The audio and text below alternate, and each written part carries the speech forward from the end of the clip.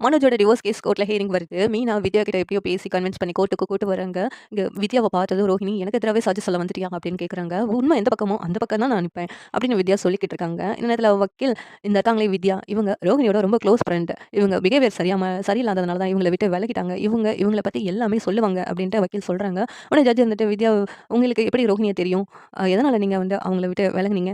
சொல்லுங்க. அவங்க கல்யாணம் ஆனது, குழந்தை இருக்கிறதெல்லாம் உங்களுக்கு தெரியுமா? அப்படின்லாம் கேட்டுட்டு இருக்காங்க. உடனே வித்யா வந்துட்டு, தெரியும் சார். அவங்களுக்கு ஏற்கனவே கல்யாணம் ஆகி குழந்தை இருக்கிறது எல்லாமே எனக்கு தெரியும். அவளுக்கு ஒரு நல்ல வாழ்க்கை அமையணும்னு சொல்லிட்டு தான் நானும் அதுக்கெல்லாம் பொய் சொல்றதுக்கு சம்மதிச்சேன். ஆனா வர வர அவ கிரிமினலா யோசிக்க ஆரம்பிச்சுட்டா. ஒரு உயிர கூட கொல்லணும்னு முடிவு பண்றா. அவ நல்லா இருக்கணும்னு எதனாலும் பண்றதுக்கு தயங்க மாட்டா. இப்ப கூட நான் சாட்சி சொல்றேன்ல. அதனால அவ க்ளோஸ் ஃப்ரெண்டுன்னு கூட என்ன பார்க்க மாட்டா. நாளைக்கு எனக்கு கூட ஏதாவது ஆபத்து வரும். அவ்வளவு மோசமானவ அப்படின்ட்டு வித்யா வந்து ரோஹிணிய பத்தி பேசிக்கிட்டே இருக்காங்க. உடனே ரோஹிணி இருந்துட்டு, இவ சொல்றது எல்லாம் பொய் சார். அந்த முத்து மீனா பேச்ச கேட்டுட்டு இவ இப்படியெல்லாம் என்ன பத்தி தப்பு தப்பா சொல்லிக்கிட்டு இருக்கா சார் அப்படின்னு ரோஹிணி சொல்றாங்க. உடனே வித்யா வந்துட்டு, நான் சொல்றது எதுவுமே பொய் கிடையாது சார். இவ வாழ்றதுக்காக அந்த முத்து மீனாவ கூட கொல்றதுக்கு துணிஞ்ச கொலைகாரி சார்.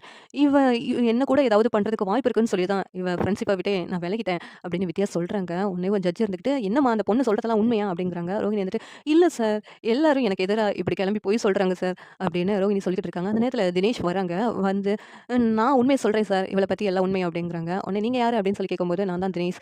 மொத எனக்கு தான் இந்த கல்யாணி பத்தி தெரிய வந்துச்சு.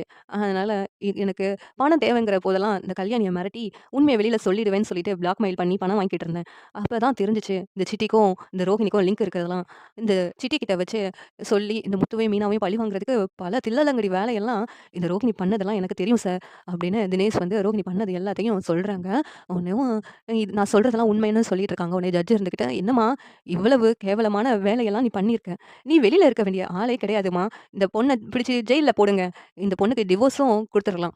அப்படின்னு சொல்லிட்டு ஜட்ஜ் வந்து அ மனோஜுக்கும், ரோஹிணிக்கும் டிவோர்ஸ் குடுத்துடுறாங்க. அதுவும் இல்லாம ரோஹிணிய ஜெயில்லயும் அடைச்சிடுறாங்க. இதனால ரோஹிணி செம கடுப்புல இருக்கிறாங்க. இந்த சீரியல் எப்படி இருந்தா நல்லாருக்கும்னு நீங்க நினைக்கிறீங்கன்னு கமெண்ட் பண்ணுங்க. இந்த வீடியோ பிடிச்சிருந்தா லைக் பண்ணுங்க, ஷேர் பண்ணுங்க, சப்ஸ்கிரைப் பண்ணுங்க. Thank you.